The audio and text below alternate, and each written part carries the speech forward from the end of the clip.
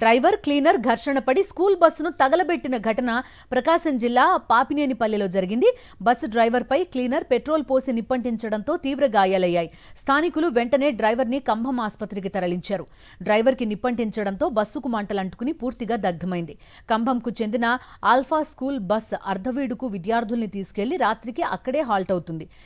ఇవాళ ఉదయం ఇద్దరి మధ్య ఘర్షణ జరగడంతో క్లీనర్ బస్సుకు నిప్పంటించి అక్కడి నుంచి పారిపోయాడు.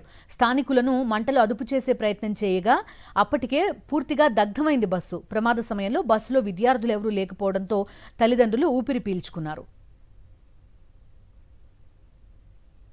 మన ఇటుకలబెట్ట దగ్గర వీళ్ళు బస్సులు మామూలుగా ఈవినింగ్ వచ్చి అక్కడ పెడతా ఉంటారు బస్సులు మామూలుగా. డ్రైవర్ పేరు వచ్చేసి నబీ, అతని క్లియర్ వచ్చేసి గోపాల్.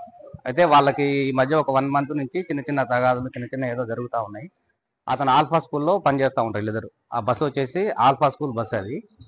ఆ ఇన్ఛార్జ్ కిషోర్, ఆ కిషోర్ అనే వ్యక్తి ఈ క్లీనర్ ఇద్దరు ఒకటైపోయి అతనితో మాటలు లేకుండా, ఎవరు డ్రైవర్ తోటి మాటలు లేకుండా కొంచెం క్లీనర్ వచ్చేసి కంప్లైంట్ చేయడం, ఏదో బస్సు ర్యాష్ తోలుతున్నాడు అని చెప్పి కానీ, లేదా బర్రెలకి ఇట్లా ఢీ కొడుతున్నాడు అని చెప్పేసి కానీ ఇలాంటి కంప్లైంట్లు ఈ మధ్య చేసుకుంటా వస్తున్నాడు అనమాట.